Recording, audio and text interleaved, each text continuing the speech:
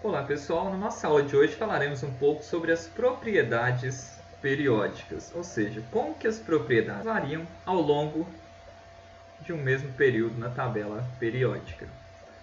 Então, como consequência do ordenamento da tabela periódica, algumas propriedades destes elementos vão variar à medida que passamos ao longo dos períodos. Então, por isso que a gente chama de propriedades periódicas, porque elas aumentam ou diminuem a cada período e repetem-se novamente quando eu começo um novo período, uma linha nova na tabela periódica. Então, a primeira propriedade importante trata-se da carga nuclear efetiva. Então, a carga nuclear, que é a carga do núcleo, ela é determinada pelo número de prótons de um átomo. Então, basicamente, a carga nuclear, que é positiva, está associada aos prótons, ela é associada ao número atômico, então ela vai aumentar à medida que eu vou passando pela tabela periódica dos elementos químicos.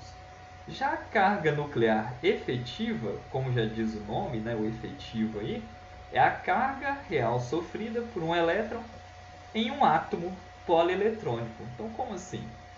Então, quando eu tenho um átomo com muitos elétrons, como por exemplo o alumínio, a carga sentida por um elétron mais interno vai ser diferente do que a carga sentida por um elétron mais externo.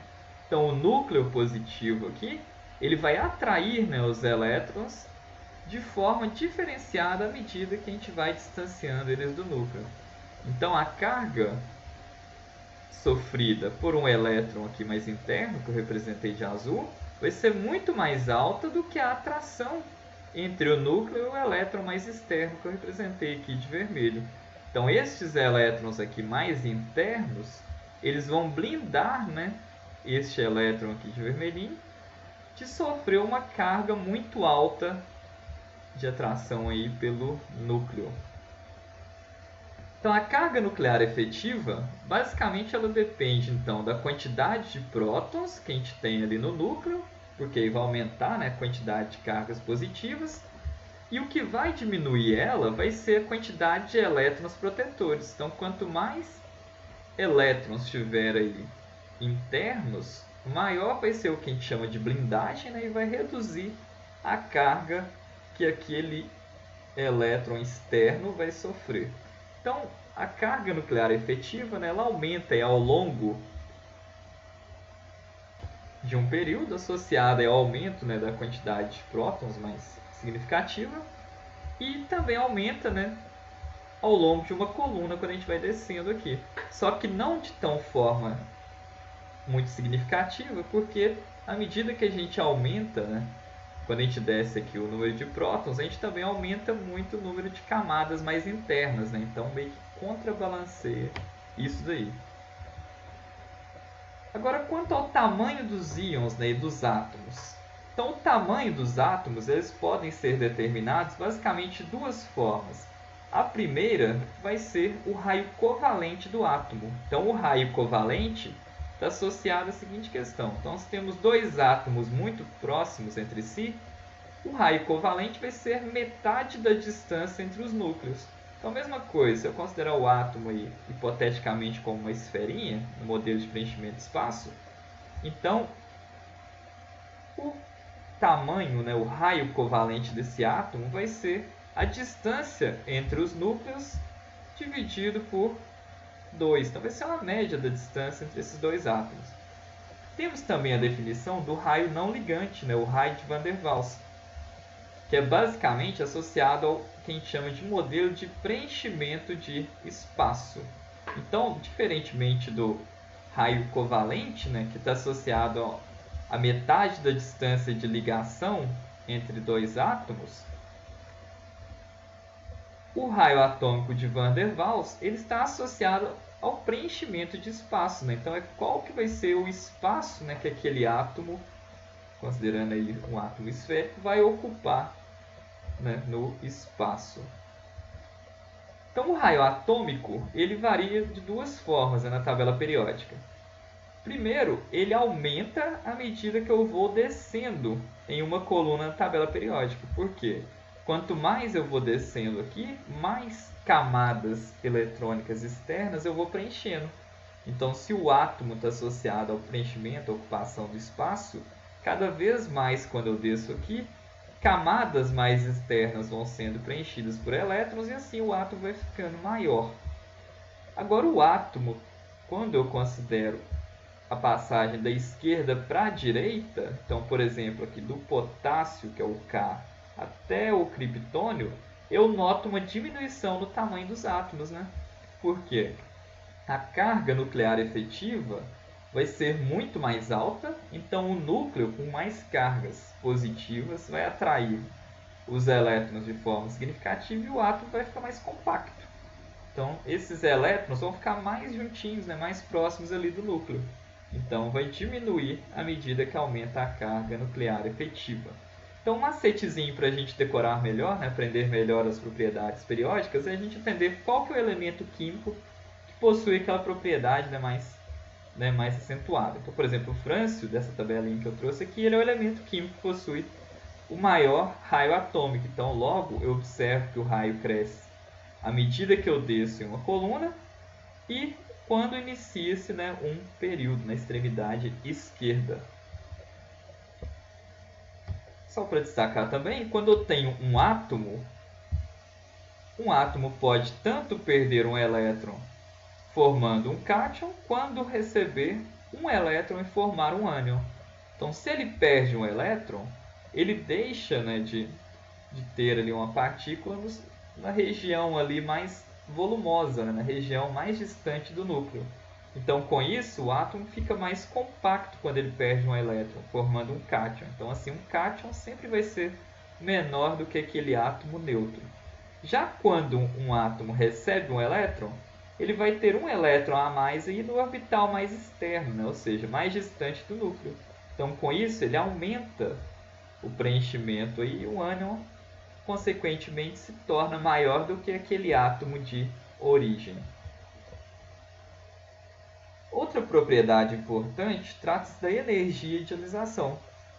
A energia de ionização vai ser a quantidade de energia necessária para remover um elétron em um átomo gasoso, ou seja, a energia de ionização pode ser interpretada como uma dificuldade para remover o elétron. Então, quanto maior a energia de ionização, mais difícil é eu remover aquele elétron de um átomo. Então, por exemplo, né? Então, quando observamos aqui para o sódio, temos a primeira energia de ionização muito mais baixa, né, do que a segunda energia de ionização. Então, por exemplo, eu consigo remover um elétron do átomo de sódio bem mais facilmente do que remover o segundo.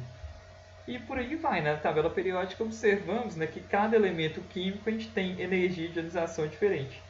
Então, isso vai estar associado aí à reatividade do elemento químico, por exemplo. Então, a primeira energia de ionização, ela diminui quando vamos descendo num grupo, né? Quando a gente desce aqui no meio de uma coluna. Por quê? Quanto mais externo o elétron, mais fácil remover ele do átomo, porque ele tem uma menor atração eletrostática pelo núcleo. E a energia de ionização, ela aumenta quando eu passo no sentido de um período, né? Então, por exemplo, quando eu passo do lítio ao neônio, à medida que eu vou à direita aqui, aumenta a carga nuclear efetiva, então aquele elétron vai estar mais preso, né, mais atraído pela carga positiva do núcleo. Então, para eu remover esse elétron, que é altamente atraído pelo núcleo, eu tenho que fornecer muito mais energia. Então, por exemplo, aqui observamos um crescimento aqui da energia de ionização muito alto no sentido do hélio, né, nessa extremidade aqui da tabela periódica. É importante destacar, pessoal, que temos duas exceções apenas para essa regrinha da energia de ionização. Então, no caso do primeiro elétron 2p, o primeiro elétron p, na verdade, eu consigo remover ele mais facilmente do que um elétron s, por exemplo.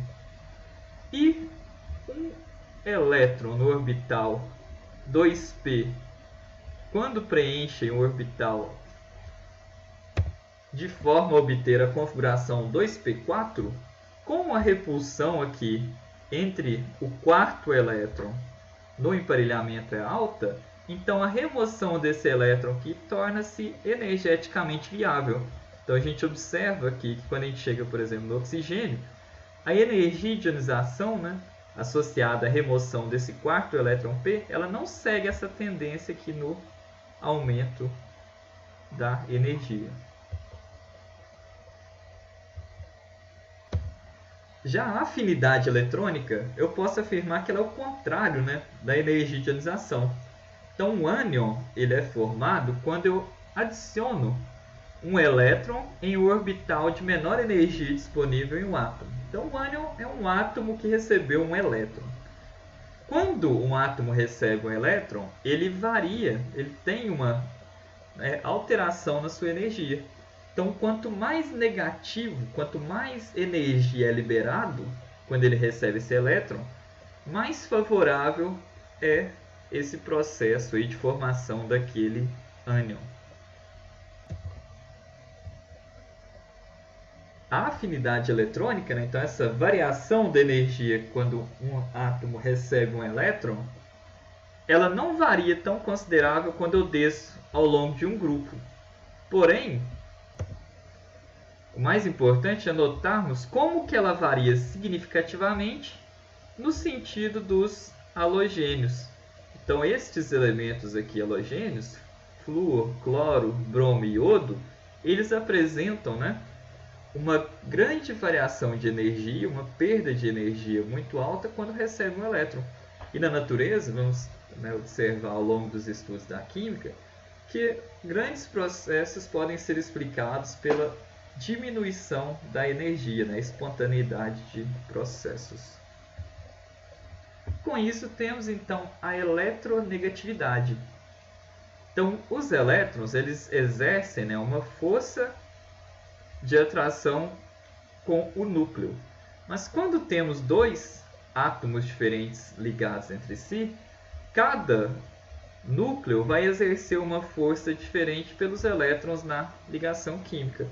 Então, a eletronegatividade está associada a força, né, com que um núcleo de um átomo atrai os elétrons para si. Então, por exemplo, no HCl, né, o ácido clorídrico, temos aqui o cloro que possui uma alta eletronegatividade, muito maior do que a do hidrogênio. Então, nessa ligação química aqui, temos que os elétrons, né, a nuvem eletrônica negativa, vai estar mais próxima do elemento cloro do que do elemento hidrogênio. Então, a eletronegatividade, assim como a afinidade eletrônica, ela aumenta, né, no sentido aqui dos halogênios. Então, observamos aqui que o elemento mais eletronegativo é o flúor. Então, o flúor ele apresenta, né, a característica de atrair os elétrons para si em qualquer ligação química mais fortemente. No sentido contrário da eletronegatividade, temos a eletropositividade, também chamada como caráter metálico. Então, quanto maior a eletropositividade, maior vai ser a proximidade, né, das características daquele elemento com o metal. Então, brilho, né, condutor de calor e eletricidade, reatividade, dentre outras propriedades. Então, por exemplo, quando observamos na tabela periódica, a eletropositividade ela cresce à medida que descemos em um grupo e ela cresce também quando decrescemos, né, ao longo de um período. Então, o elemento mais eletropositivo trata-se do elemento frâncio. Podemos ainda fazer correlação com as propriedades físicas, né? Então, a densidade na tabela periódica ela varia de forma um pouco irregular, porque ao mesmo tempo, quando aumentamos, né, passamos ao longo de um período, aumentamos a massa de um elemento químico, mas também diminuímos o seu tamanho, né? Então, esse equilíbrio, né, do aumento da massa com a diminuição do volume ocorre aqui aproximadamente no centro da tabela periódica. Então, o ósmio ele é o elemento químico que possui a maior densidade. Então, quando temos aqui elementos químicos mais próximos dessa região do ósmio, temos elementos com alta densidade. Quando distanciamos dessas regiões, temos elementos químicos com a baixa densidade. Da mesma forma, também o ponto de ebulição e o ponto de fusão, né, que é a temperatura, hora que eu mudo aí do estado líquido para o estado gasoso, ou do estado sólido para o estado líquido. Então, o tungstênio, por exemplo, é o elemento químico que possui maior temperatura de fusão. Então, por isso que ele é inclusive utilizado, né, em lâmpadas incandescentes, né, que é as lâmpadas mais antigas. Então, quanto mais próximo aqui do tungstênio, maior vai ser o ponto de fusão e ponto de ebulição de um elemento químico. Ao mesmo ponto, quando eu me distancio, por exemplo, aqui nessa região, estes elementos químicos possuem ponto de fusão e ebulição bem mais baixos. Então, a maioria deles são encontrados, por exemplo, no estado gasoso. Então, as referências da nossa aula de hoje, pessoal, e até a nossa próxima aula.